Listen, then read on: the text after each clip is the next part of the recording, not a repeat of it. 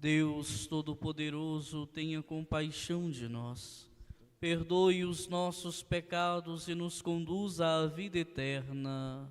Amém. Oremos. Rezemos nos 4 anos de falecimento de José Paulo de Souza. Ó Deus, quisestes prover de pastores o vosso povo, e infundir na Igreja o espírito de piedade e fortaleza, que suscite dignos ministros do vosso altar e pregadores do Evangelho corajosos e mansos. Por nosso Senhor Jesus Cristo, vosso Filho, que é Deus e convosco vive e reina na unidade do Espírito Santo, por todos os séculos dos séculos. Amém.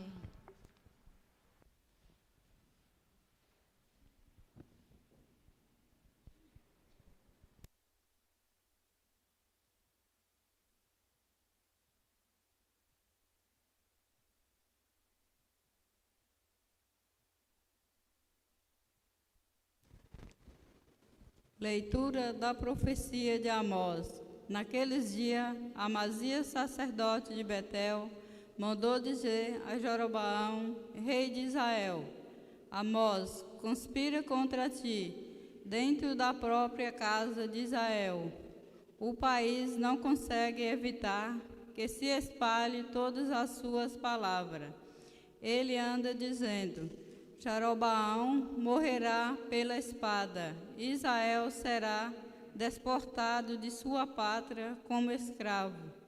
Disse-lhe depois a Amacia e a Amós: vidente, sai e procura refúgio em Jubá, onde possas ganhar o teu pão e exercer a profecia. Mas em Betel não deverás insistir em profetizar, porque aí fica o santuário do rei e a corte do reino. Respondeu Amós e Amacias, dizendo: não sou profeta, nem sou filho de profeta. Sou pastor de gado e cultivo sicômoros. O Senhor chamou-me quando eu tangia o rebanho, e o Senhor me disse: vai profetizar para Israel, meu povo. E agora ouve a palavra do Senhor. Tu dizes: não profetizei contra Israel, e não ensineis palavra contra a casa de Isaque. Pois bem, isto diz o Senhor: tua mulher se prostituirá na cidade, teus filhos e filhas morrerão pela espada, tuas terras serão tomadas e loteadas. Tu mesmo morrerás em terra poluída, e Israel será levado em cativeiro para longe de seu país. Palavra do Senhor. Graças a Deus.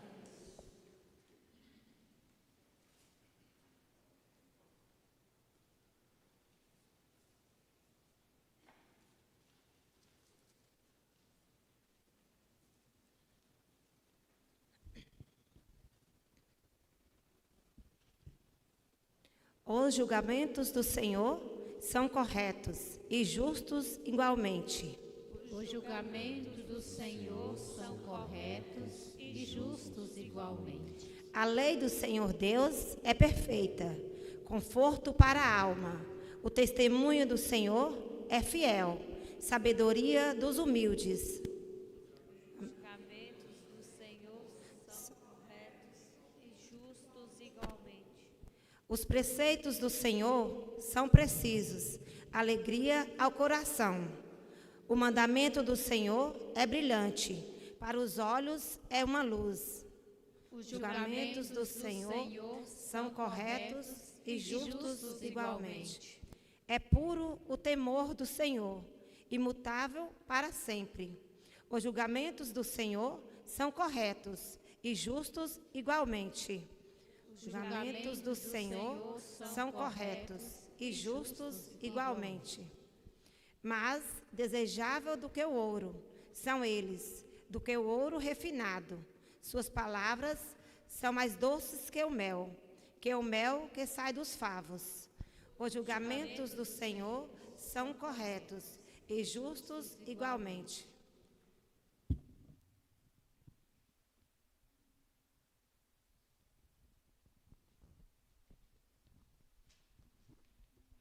De pé, aclamemos o Evangelho.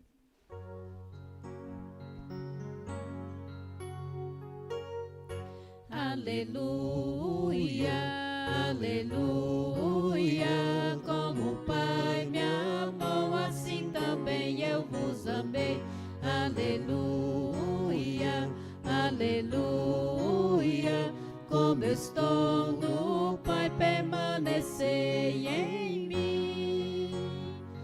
Vós todos que sofreis aflitos, vinde a mim. Repouso encontrará os vossos corações. Dou graças ao meu Pai que revelou ao pobre, ao pequenino, seu grande amor. Aleluia, aleluia, como o Pai me amou, assim também eu vos amei. Aleluia, aleluia, como eu estou no Pai, permanecei em mim. O Senhor esteja convosco. Ele está no meio de nós. Proclamação do Evangelho de Jesus Cristo segundo Mateus. Glória a vós, Senhor.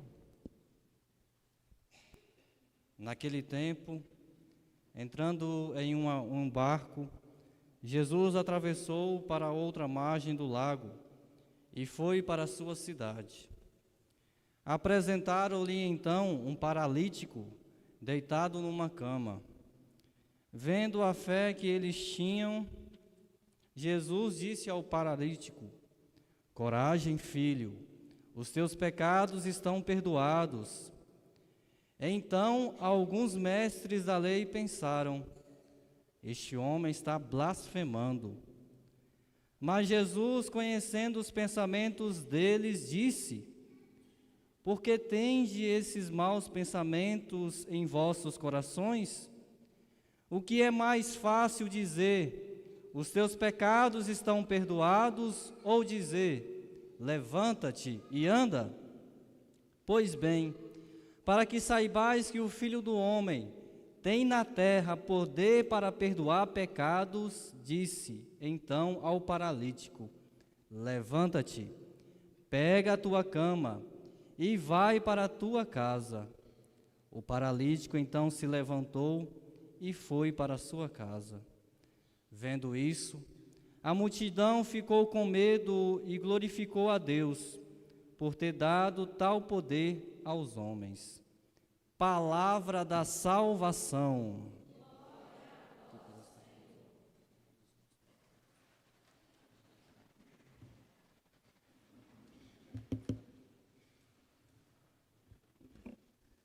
Reverendíssimos padres Marcelo Cardoso e Alexandro Rufino, reverendos diáconos Ailton, Alexander e José Roberto, meus queridos irmãos e minhas irmãs, em nosso Senhor Jesus Cristo, paz e bem.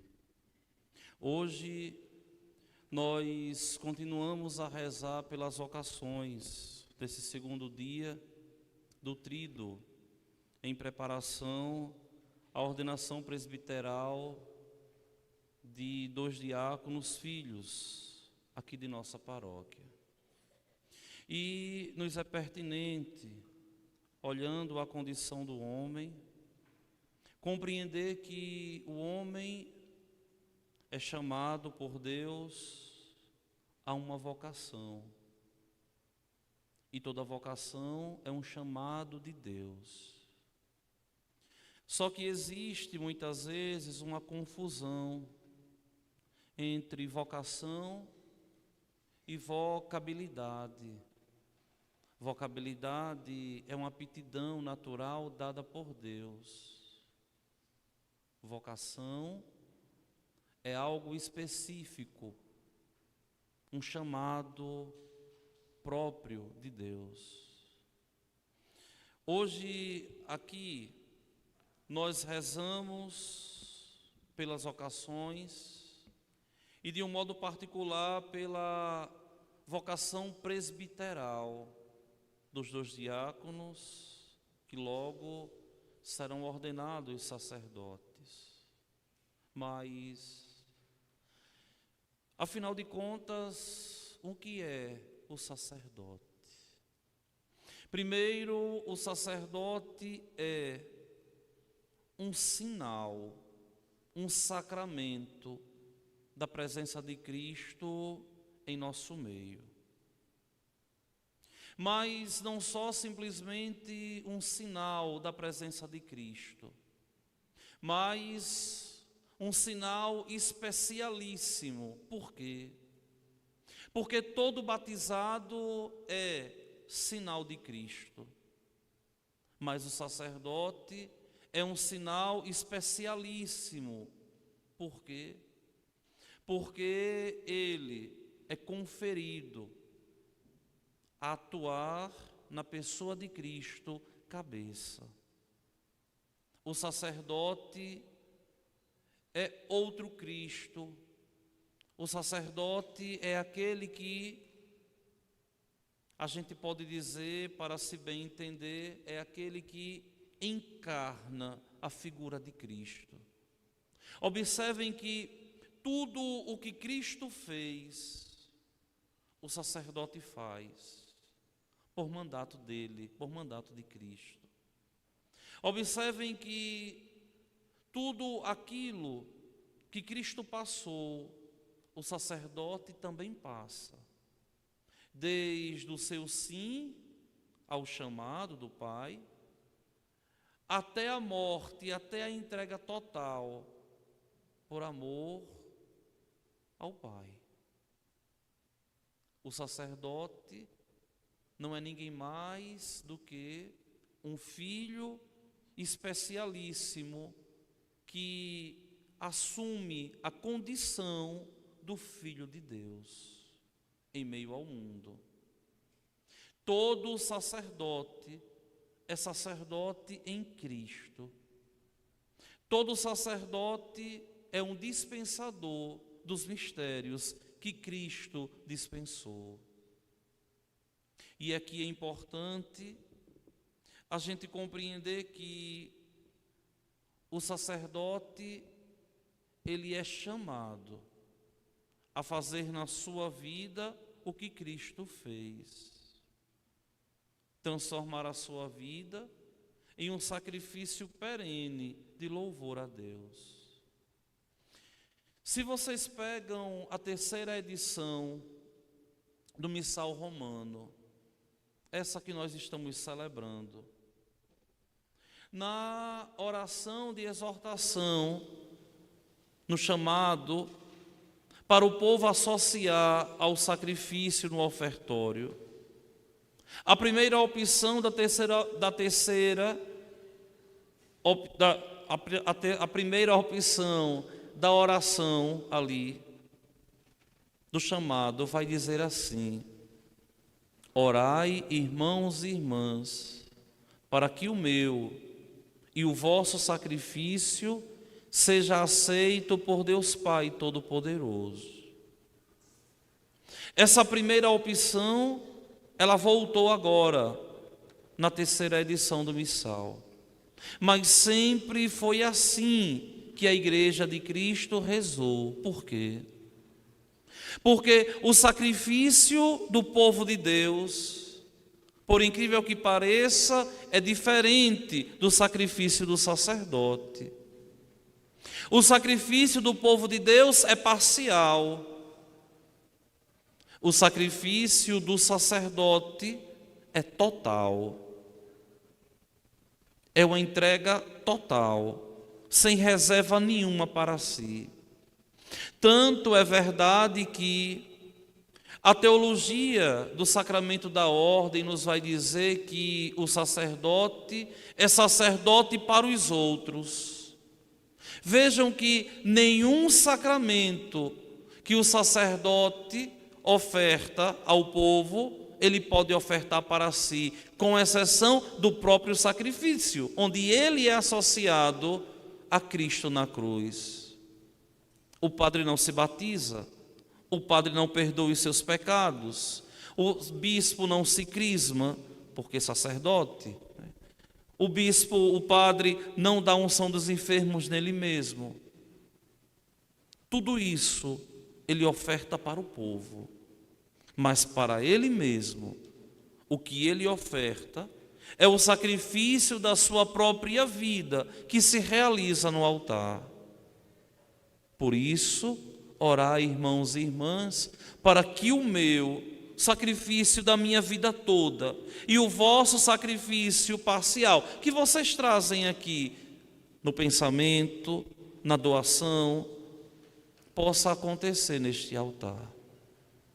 Então vejam que o sacrifício sacerdotal é o sacrifício de uma vida toda entregue, sem reservas nenhuma. E aqui está a beleza da vida do sacerdote, porque a razão de ser do sacerdócio é a entrega, como Cristo se entregou na cruz. Não existe uma vivência legítima do sacerdócio se não existe o espírito de sacrifício. Lembremos-nos que o próprio sacerdócio surge na tensão do sacrifício da cruz. Quando nosso Senhor vai instituir o sacerdócio na Quinta-feira Santa, ele já está ali na tensão, vislumbrando o que iria acontecer, o seu sacrifício. Um sacrifício apaixonado, livre de uma entrega, de uma vida total, sem reservas nenhuma para si. Vejam que o ser padre tem esse objetivo, se associar a Cristo, para poder assim salvar o povo a ele confiado. O sacerdócio, sendo derivado do sacerdócio de Cristo, ele não nos pertence. Mas uma coisa que eu sempre trouxe em minha mente, e carrego isso desde a mais tenra idade, quando no meu coração surgiu o desejo de ser padre pela primeira vez, lá pelos 10 anos de idade, foi uma coisa muito simples, mas muito profunda. O sacerdócio não só para salvar as pessoas, mas para que eu também possa me salvar. E salvando as pessoas, eu me salve. E aqui está a razão de ser dessa entrega total. Não porque nós vocacionados somos melhores. Quando eu olho para a minha vocação, e já falei tanto isso aqui nesse púlpito, eu não era, de modo algum, o jovem mais santo da minha comunidade. Mas foi para mim que Cristo olhou com um olhar de misericórdia. Esse eu vou chamar para que ele se salve. E se salvando, venha salvar o povo, que a ele eu vou confiar. Então, Cristo não escolhe os melhores. Cristo escolhe os que ele quer. E aqui está a beleza da escolha de Jesus. Porque ele escolhendo os que ele quer, ele ajuda, ele dota de todos os dons necessários, para que o nosso coração seja configurado ao coração dele, todo entregue ao Pai. É por isso que muitas vezes a gente vê que as pessoas não têm uma clareza a respeito do sacerdócio, não têm uma clareza a respeito dos homens consagrados. E é preciso que nós católicos enxerguemos o sacerdócio como um dom precioso de Deus, que nós carregamos num vaso quebradiço, um dom precioso de Deus, e que nos faz ser católicos. Sem o sacerdócio não existe Eucaristia. Sem Eucaristia não existe Igreja Católica. Desde Tertuliano, um homem, um escritor eclesiástico, que deveria ser um dos maiores padres da Igreja, e depois se perdeu na sua teologia. Tertuliano diz uma máxima que depois foi assimilada pelo Papa João Paulo II, quase que no final do seu pontificado, onde o Papa João Paulo II, fazendo uma leitura de Tertuliano, disse assim: a Eucaristia faz a Igreja, e a Igreja vive da Eucaristia. Sem Eucaristia não existe Igreja Católica. Daqui a razão pela qual nós temos que entender que quem traz a Eucaristia para nós é o sacerdote. Sem sacerdote não existe Eucaristia. Sem Eucaristia não existe Igreja Católica. Observem que não existe um símbolo mais católico do que um ostensório. Até mais do que a própria cruz de Jesus. Porque se você chega em determinados lugares de igrejas protestantes tradicionais, como a luterana, por exemplo, eles aceitam a simbologia da cruz. Mas o ostensório é o grande símbolo do ser católico, porque exalta a Eucaristia. E para a gente ter Eucaristia, a gente tem que ter o sacerdócio válido, nos dado por eleição por um bispo, que é sucessor do colégio apostólico, que está ali na sucessão apostólica. Não sucessor de Pedro, esse é o Papa, mas sucessor dos apóstolos todos, o colégio. Colégio sucede colégio. Papa sucede São Pedro.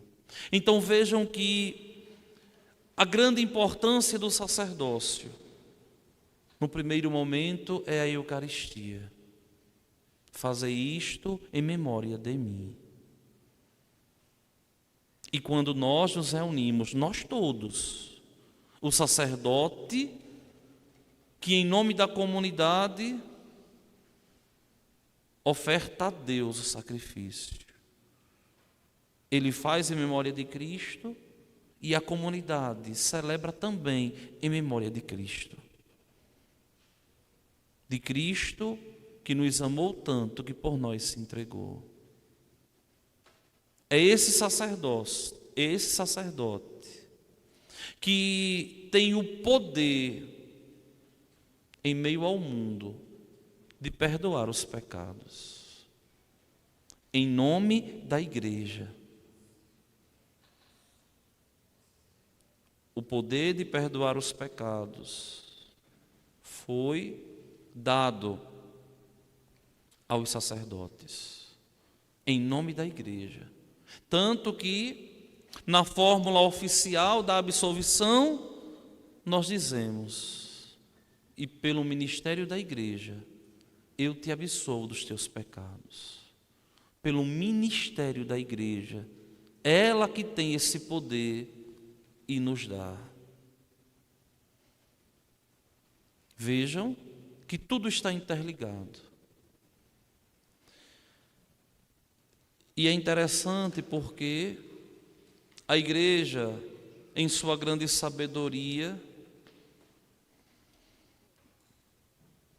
ao constituir os ministros sagrados, a igreja distribui com muita dignidade para os consagrados os sinais de Cristo. Enquanto diácono, eles podem batizar. Enquanto diáconos, eles podem abençoar. Enquanto diáconos, eles podem também dar a bênção do Santíssimo.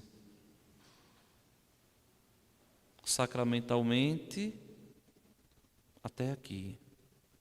E agora, com a graça de Deus, depois de ordenados sacerdotes, eles podem celebrar a Eucaristia, eles podem agora perdoar os pecados, eles podem agora dar unção dos enfermos. E, por mandato do bispo, podem também administrar o sacramento da crisma. Tudo isso em favor do povo de Deus. Tudo isso pela salvação do povo de Deus.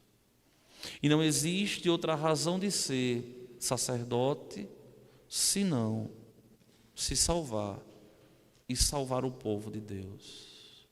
E como é que o padre salva o povo?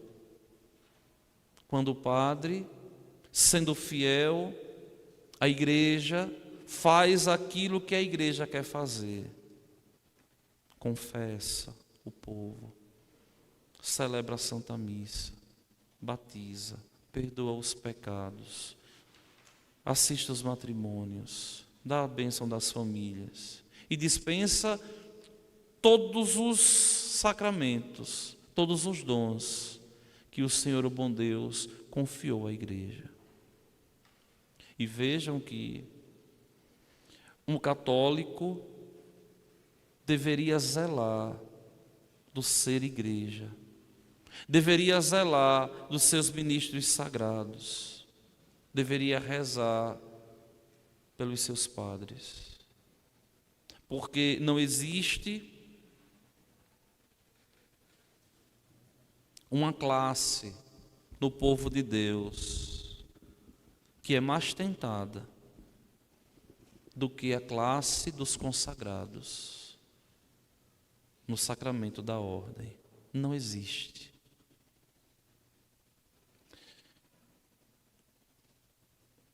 Ao ler uma vez um tratado de escatologia muito antigo, que descrevia o inferno parafraseando uma santa chamada Francisca Romana, que escreveu o Tratado do Inferno. Esse autor sagrado, ele dizia assim: Santa Francisca Romana nos disse que quando um batizado se condena,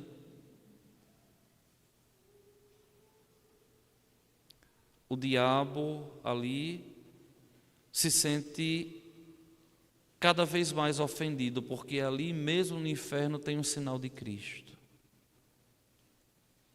Mas quando um sacerdote se condena,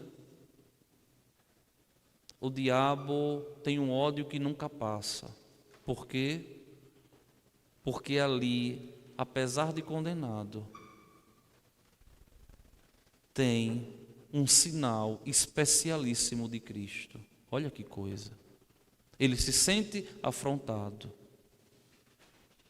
Daqui a necessidade que nós temos de rezar por nós sacerdotes, de rezar pelos padres, para que possamos permanecer fiéis a Cristo Jesus, para que possamos permanecer fiéis ao Senhor, o bom Deus, que, sem mérito nenhum de nossa parte, Ele nos escolhe, porque deseja ardentemente nos salvar. Então vamos rogar a bem-aventurada Virgem Maria, Senhora e Mãe dos sacerdotes, que guarde esses diáconos que no próximo domingo serão ordenados sacerdotes, que ela interceda por esse sacerdócio que vai se legitimar como sacerdócio ministerial em favor de Cristo e de sua igreja. Que ela nos guarde a todos e nos ajude cada vez mais a crescermos na fé, para que, amando aquilo que é próprio da igreja, tenhamos a dignidade de assumir a fé que um dia nós recebemos pela Santa Mãe Igreja, a fé que um dia nós somos batizados, essa bendita e santa fé católica que haverá de um dia nos levar para os céus. Louvado seja nosso Senhor Jesus Cristo.